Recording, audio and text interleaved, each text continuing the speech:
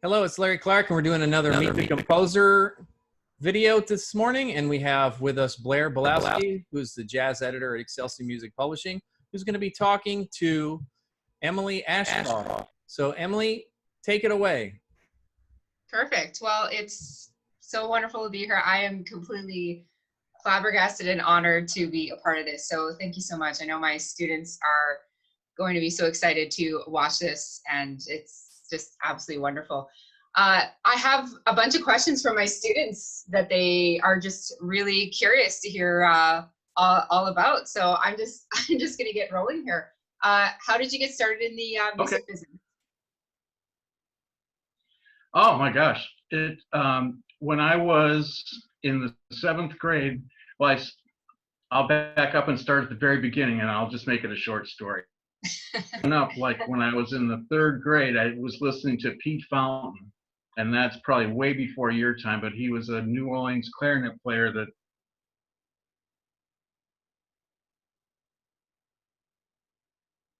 into this clarinet player. So I wanted to grow up and be just like him. So anyway, I was involved in music early on. I started taking clarinet lessons in the 3rd grade and did all the typical stuff that people do, and went to college and got a music ed degree and in saxophone performance. And while I was doing that, a job opened up at a small publishing company called Jensen Publishing.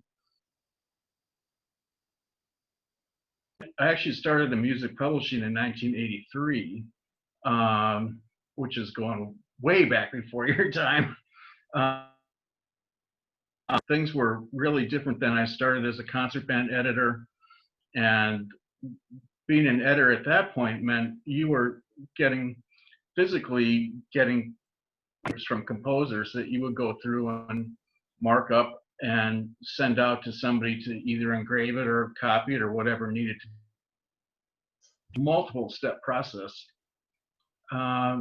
So then Hal Leonard bought Jensen, so I ended up at Hal Leonard. I was there for 17 years, and then I went to work editor at Lorenz in Ohio and did the catalog there for 10 years. And it's just a great ride. I've always been involved in music publishing, and I'm a player too. I play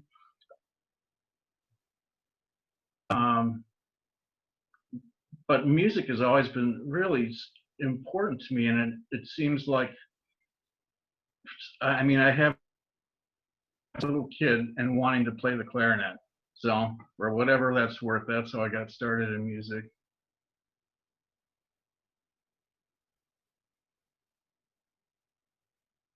Oh, I couldn't tell if you were cutting out there for a second. Oh no, I just stopped talking. Oh, okay. Some of that, you're cutting out a little bit for some of that. Oh yeah, my internet connection is kind of weird, actually. Oh yeah, no worries. No, that's wonderful. And that was actually, you answered some of the second question here from one of my students about what were your first musical influences and how they changed over the years. Oh yeah, golly. Well, Pete Fountain was he was really influential, and it helped, like, a classical clarinet player, obviously, but he had a really beautiful clarinet sound, and he was great with shaping the melody, so that influenced my playing. That was always one of my favorites and still is to this day. So that sort of school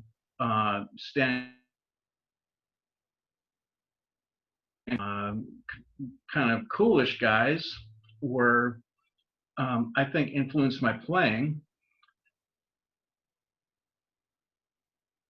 There's lots of writers that I've looked to over the years, people whose arrangements I've played, and Sammy Nestico. Obviously, you can't play in a school jazz ensemble without playing something of Sammy's. Yeah. So that's I guess those are my main music.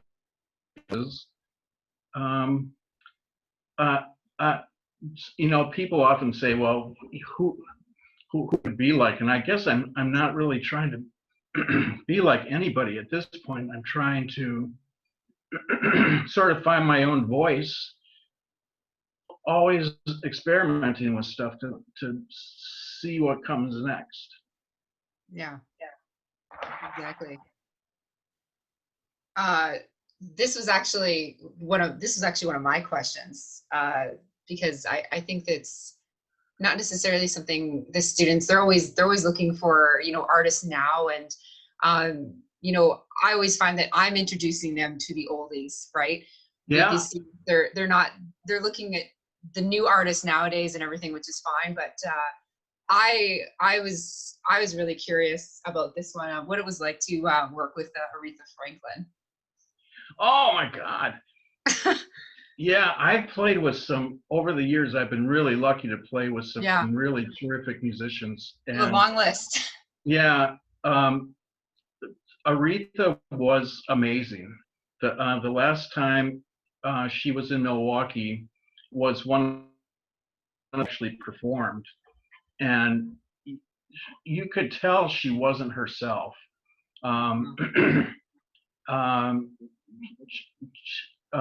She had just a glorious personality, and she was, but she just wasn't herself at this last performance that I played with her for. But that was, yeah, playing with her is definitely a highlight. One of my favorites is I played with our saxophone section to play with the orchestra, and he was just amazing. I just thought that was a great series. So are you cut out? You said you played saxophone with who? Who was that? Tony Bennett. Oh, Tony Bennett. Okay. Yeah, Tony Bennett, and Natalie Cole's my other favorite. She had a great show. Oh, fantastic. Yeah. How long ago was that? Well, I did Natalie Cole's show twice. I did her once when she was like in the Pink Cadillac phase, and then I did her show years later when she, just after the Unforgettable album had come out. So that might be 20 years ago or so now, but yeah. And that was a great show. That's one of the only times that I remember being on stage and like forgetting to come in because I was so caught up in the music. In the moment, yeah. God, there's Natalie Cole singing this Bill Holman thing. I'm like, oh yeah, you're supposed to be playing, dude. So I do that when I conduct. Yeah. I get too caught up in it, and then my students will, they'll catch me. They're like, hey, you're off, and I'm like, sorry, you're playing so beautifully. I got caught up in it. I did all the time. Oh, wonderful. Okay. So for the crossover for television and movies, was that your intention when you first started off? Was that just what you were thinking, like you're in your 20s? Okay, I want to make this crossover. To television and to movies. Was that initially your intention, or did it just kind of happen naturally? No, it sort of happened by accident. I got connected with an artist and repertoire company in California, and so what they do is they collect writers, and then they say to them, we have a client who's looking a fast rock tune with some punk influences that talks about crazy love. So then if you have music that fits that category, you send it into them and they'll review it and that sort of stuff. So I just happened to hook up with the company and struck up a relationship and did some big band writing on a bunch of shows. Like I've never had a TV show contact me directly. It always goes through a management firm. So sometimes I don't even know my music's been used until after, it's been on the air for a year, and then I'll, it's like, so it's oftentimes it's like background music. It's a lot of big band music. So there'll be like, there was a movie called The Imitation Game, and in the background of one of the scenes was a big ballroom that I wrote. So that was cool. Yeah. I can't imagine hearing, your own music and, you're watching and it's like, wait a minute. Yeah, it's really it's a different experience, and it doesn't. I mean, it's not like that's an everyday occurrence for me, but when it does happen, it's great. And the first time it happened, I knew it was going to happen, and I got to, so I started watching this show. It was an old show with James Caan in it called Las Vegas that hasn't been on the air for a long time. But I was watching the show, waiting for my music to show up, and I couldn't believe how much music there was in the show. Just like, oh no, that's not it. No, that's not it. No, oh, that's it. But it took like, some of these television shows have an amazing amount of music in it. Now there's so many cable shows and a zillion channels that lots of people are looking for music. So there's a lot more opportunities actually to get your stuff out in, the Wives of New Jersey and stuff like that. Yeah, no kidding. Yeah. It's never ending opportunities. I tell my students all the time, that all the time. There's so many opportunities for music out there and for a music career, and it's not necessarily that you're going to be, always just going into one profession, just going to be playing that one instrument. And there's just so many different fields you can go into, right? It's never ending. Yeah, absolutely. Yeah, I mean, I'm sure you have a lot of musician friends, and they teach, they have a church gig, they are playing, they're doing, they're working someplace else that, like, they may have a day job, it's their regular job, but all of us have just like multiple things that we're involved in. Yeah, exactly. Definitely multiple. Or like, a side orchestra gig, or they're getting hired out, or they're teaching stuff to the side. Yeah, no, I totally know what you mean. Yeah. I used to be working in south of Calgary, and then I moved over here, and it's very different areas, I'm noticing. Oh, really? Like the music scene, or? The music scene, yes, it's very different. Okay. Oh. Yeah. How's it different?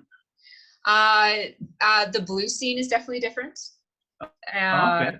And I'm away from the city. So being away from the city is definitely, definitely different. You can't, not being able to see as much live jazz unless I go into the city. So I definitely miss going down, Calgary, going down Englewood, and yeah, I definitely miss that. Yeah, I understand that for sure. Yeah, but it's good. It's a lot more of a small town feel, and I like that. I like that a lot. Oh, that's great. Yeah, I do. A question from one of my grade 10 students here. She wanted to know what the process was when you compose a new piece of work. Golly, it depends a little bit on what the nature of the work is. Sometimes it'll be a commission for a school, and there'll be a deadline attached to it. So, I'll talk to the director and see what the parameters are, what sections are strong, if they want to do a section feature, or how the rhythm section's working, or, just get a feel for what the band is about. And then my main incentive then is when the teacher says, I need it by XYZ, I need it by a certain date. So that's when you sort of make the process. You just sit down and figure something out. Other times it happens more organically, where I'll be, this is going to sound silly, but I'll be like, I'll have a tune that I'm working on that I'm stuck on a place. And like that night, as I'm drifting off to sleep, an answer will sort of work itself out in my head. And oftentimes that sounds just fine. And luckily I remember it the next morning. So, that does happen occasionally. Some tunes are easy to write. They just, like, I don't know why, they just kind of spill out. And other ones are just, just an absolute grind, like, oh my God, I can't get past the fourth measure. I'm just, stuck, and or you write something and you hate it, Well, like this, the tune, That's How We Roll, the jazz Oh, tune. yeah. My students did that one in Alberta. And like that's a fun little tune. You know, that's a great one. And you know, it's the how it repeats and how it goes and back and forth, and it's just neat. But it's interesting because, you know, my students and I, we have talked about composing and what it would be like, and of course in jazz there's so much improv, right? And Oh, sure. you Yeah. know, it just breaks my heart with everything that's happening with COVID-19. And we were supposed to go to, there was 50 of us going to Anaheim, the Anaheim Heritage Festival in California. We were going in May for almost 5 days. And of course it got canceled, and we were ready with our festival pieces and ready to be adjudicated and everything. And then of course my jazz, my combo, my junior and my seniors, we were also ready to go. And they were just so ready and rehearsed. We were just so on par, ready to go. And it just broke my heart that we weren't able to, of course, compete anymore. And their solos, and one of my students, my upright bass player, his solos, he was just so ready to compete. And it just, you know, how much they've improved over this past year in my senior jazz. It's you know, you think about these pieces and you think about when you're composing them and how these solos will work into them. It's just amazing. And then you know, when all these performances all across North America that aren't going to happen, like it just blows my mind. Yeah, it's really devastating. And especially for kids that are in a senior group that have been working towards that, and they might not have the opportunity to do that again. Like, I mean, assuming we get back into it next year, that's just tragic. They have put on all their, you know, all their hats. They have become composers, and they have made all their little, you know, their improvs and their solos, and they've written down all their little notes and everything they want to do and all their little pieces, and they're ready to go. And now it's like lackluster, and their performances, and they're stuck at home having these online sessions, and it's my heart goes out to them. Yeah, that's really hard. And I've talked to lots of teachers who are in that same boat. They were here in Wisconsin. Our solo and ensemble season was just, you know, kids have been working on their duets and trios and you know, solo repertoire and everything, and it all came crashing down. So everything got canceled. Yeah, and I'm sure the combo jazz is really huge out there as well. Mm-hmm. Yeah. Yeah, a lot of improv, and When was the season? When was the festival about to occur? Well, it happens over multiple weeks throughout the state. So I think the first one, they might have gotten the first one in. It might have been like around March 3rd or 4th. And then they'll do them at various sites throughout the state throughout March and into April.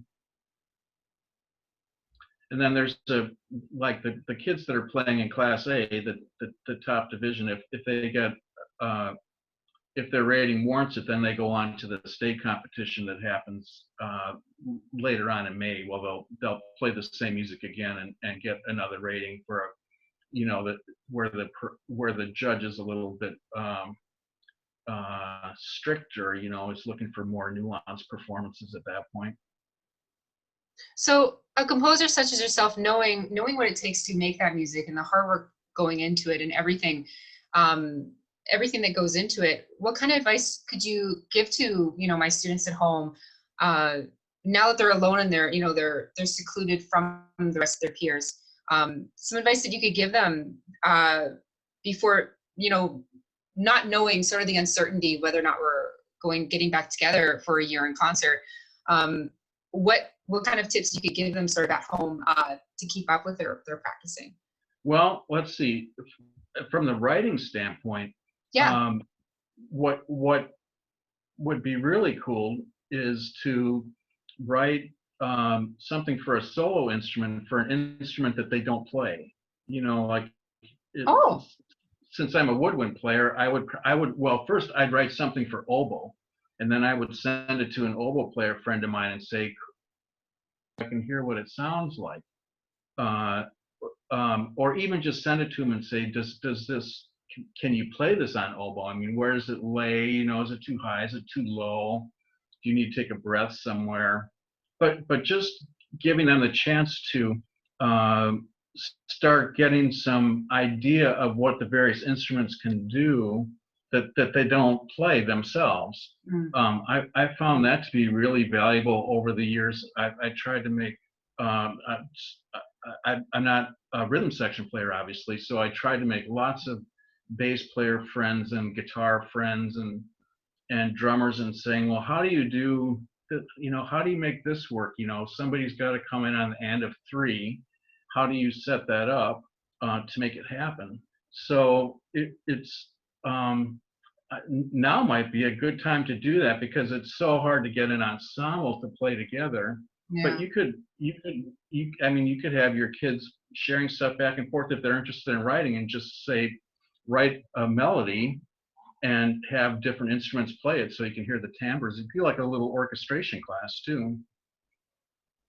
Yeah, and that's one thing, fun thing, you know, something that I'm finding hard. I've had my 2 online classes, but I mean, how do you get everybody to play together? You know, when you have this many students, it's problematic, right? Oh yeah, absolutely. Yeah. You just can't do it. No. I mean, yeah. So are you doing like one-on-one lessons with them, or? I definitely can, but for now, like we just got started, and you know, first meet and greet, see how everybody's doing, but then also the initial let everybody get started on what their I recommend A2s were, and then what they have to do with their practicing skills at home. But then also just sort of getting the idea of what they need to record at home, their self-playing, and then I can give them feedback on how everything's going, sort of what everything sounds like at home, and then I can give them some feedback. But also online, the idea of what they'll sound like when they play together. So I did attempt that our last session, but it was just too difficult. There was just too much sound coming through. Yeah, you get a little bit of delay, and then it's the feedback. Right. You get loops happening, and yeah, that's very difficult. But and then the idea, similar to what you're mentioning, well, there's just too many sessions, right? So when there's junior jazz, combo jazz, senior jazz, and then when there's junior orchestra and senior orchestra, well, how do you differentiate with people are, you know, everyone's at just too many different levels? Right. Yeah, for sure. And just learning a wide variety of music. I mean, the combo jazz students, they're doing a song by Leo P that they learned he learned in the subway. And it's a mixture between Funky Town and, you know, I Feel Good. And oh my God. The whole thing is just solos, right? And they just were so excited to perform it. I bet. Yeah. Oh, wow. That's a drag. Well, that sounds really exciting. Yeah, that's one of the things I love about jazz is I mean, at the heart of it is this improvisational thing that you can kids become creators much faster than they do playing just concert literature. I mean, not that I advocate that we should have a jazz ensemble instead of a concert band or an orchestra. Yeah. I don't think that's the case, but the whole jazz thing gives them a whole nother outlet that they wouldn't have otherwise. And I was a high school band director for a number of years, and I've had kids.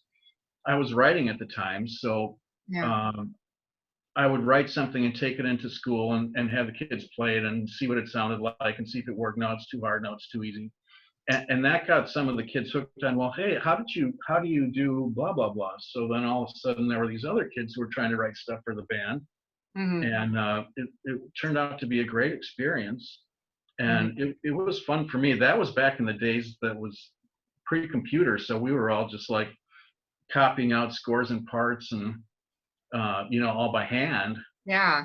Yeah. So. And I'm sure, did you find that you were always adjusting the scores and you're changing the score and you're finding that you're adding, your own feel to the scores, constantly? And, I think I want to just adjust this here and I want to sort of just add this here. Did you find that you were doing that?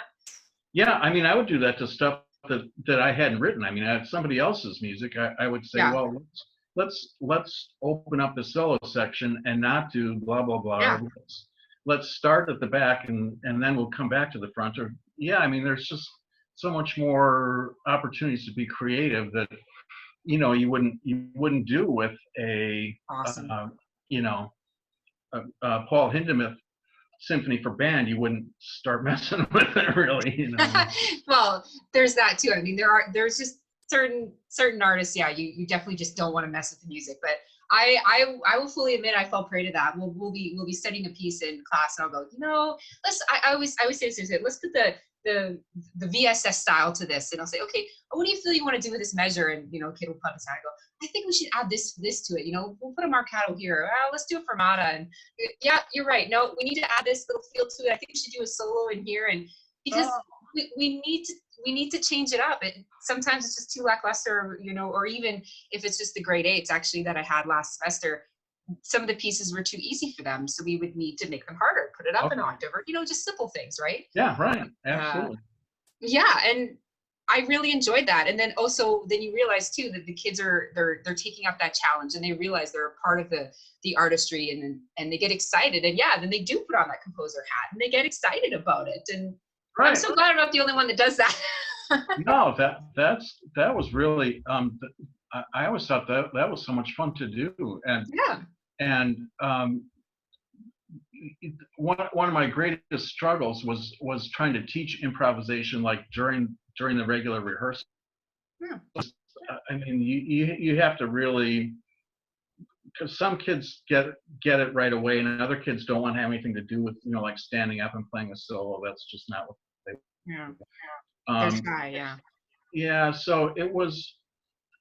I found some ways that I could incorporate that into the regular rehearsal and get more kids involved. And once they saw a freewheeling thing where they could stand up and play a whole note and then another whole note, and everything would that you know, it just opened up a lot of doors.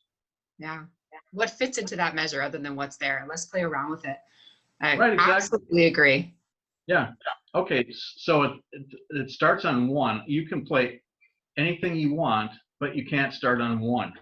You have to start with the rest. And that's like, they can't do that. You know, it's like, okay, da da da da da. Oh, I got no, I got to start on 1. No. Oh, that's so great. Yeah. No, and you know, it's interesting. I had a couple of band teachers in my past that were they didn't believe in that. It was you know, you had to play what was there. Yeah. If you go against the music, you can't do that. But and then I completely just changed the way I looked at music and decided that no, it's you can't do this anymore. You have to start to be think outside of the box. And it completely changed the way that I started teaching, and the kids absolutely loved it. And I found that they did so much better with it, and they excelled faster. And yeah, that's great. Yeah, getting them involved in the process in as many ways as you can is always a good thing, I think. I really like your idea about the jazz, though. I'm definitely going to mention that. Did I have any other questions here from students? I have a couple more. I mentioned that one about the influences. Oh, what is a current favorite piece that is not your own, that you know that you're really influenced you, that is, you know, not really your current piece? Let's see. Well, I've been listening to a lot of Gordon Goodwin tunes lately. Just because I think he's really the sound of the band and his writing technique and the way he develops tunes, and the soloists in that band are so good. I really like just listening to that music for enjoyment. You know, like I'm not necessarily trying to study it. I'm just, you know, digging the music. So, yeah, I've been sort of on a little Gordon Goodwin kick lately. But I like Bob Mintzer's big band, and I love Bob Mintzer's quartet music too. The things he does with the jazz quartet, as well as the things he's recorded with the Yellow Jackets. so he's a unique composer and a unique saxophone player. He's certainly got his own style of writing, and like most composers who are well developed, you can tell who it is by the first couple of chords or the way something is voiced or how the band sounds. You're like, oh, that's Ellington, or that's Gordon Goodwin, or that's Bob Mintzer, it's Bill Holman, Sammy Nestico, for sure, you can tell. So when I said before, I was trying to find, like my voice. I'm still looking for that. Where I don't think I have a signature harmonic sense of myself yet. I'm still trying to work on it.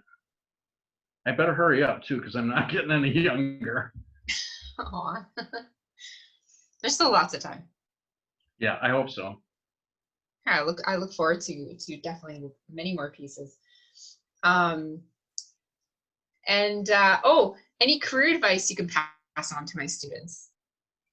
Yeah, get as involved in as many things as you can. Like singing choir, playing band, playing orchestra if you have that opportunity, and get to know kids who don't play your instruments and figure out how they work, because that when you start writing, that's half the battle. If you understand how knowing that a saxophone is not, a low B flat you can play, but it's not going to sound great by itself. It's going to sound real honky. And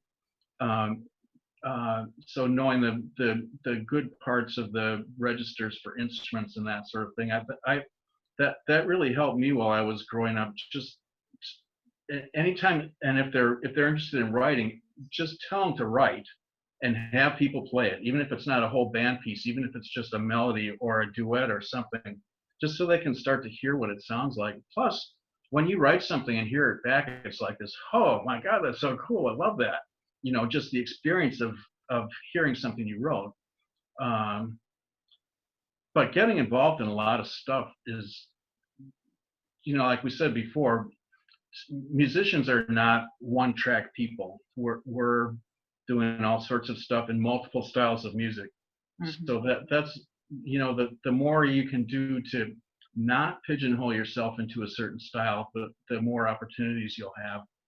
As a player too, if you're a guitar player, you have to play more than just rock and roll guitar. You have to know how to play jazz guitar, and you have to know how to play different styles. You have to know how to play, what calypso would sound like. You have to be versatile on your instrument and not just get locked into one thing. Yeah. So true. So true. That is all the questions that I have. Okay. Yeah, definitely. Well, it's great. So I would love to hear your band sometime, and I bet they sound terrific.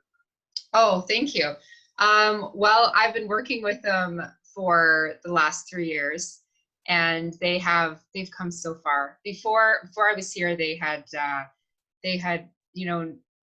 very, very limited experience with festivals, and so they went to their first festival, and then I opened up the jazz program and the orchestra program, and everything just skyrocketed, and it's just been such a wonderful wild ride.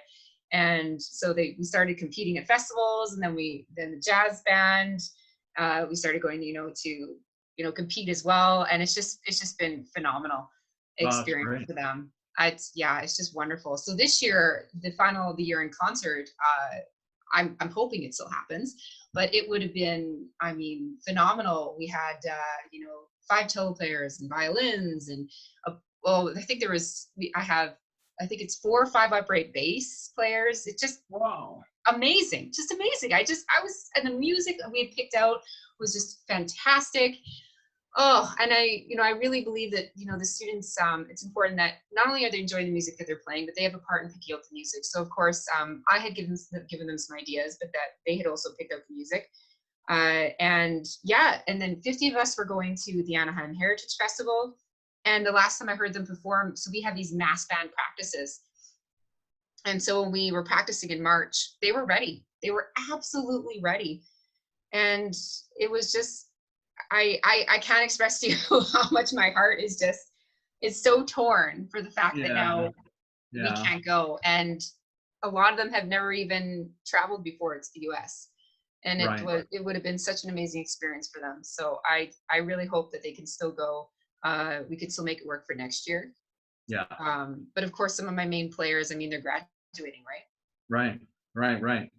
Yeah. That's hard. So it's happening with programs everywhere. It's unfortunate for the seniors. Yeah. So well, Emily, we appreciate you taking the time to do this for us, and we hope your students will get something out of it. And we especially, hope that other teachers will use this and hear all the good things Blair has to say. And we're excited about the new jazz program at Excelsia, and we're going to try to keep it rolling. Oh my goodness, I can't thank you all enough. I mean, this is phenomenal. I wish both of you all the best as well, and to stay healthy and stay well. And you too. I mean, thank you so much. You're welcome. Thanks, Emily. Yeah, I appreciate it. Thank you. Okay. Bye now.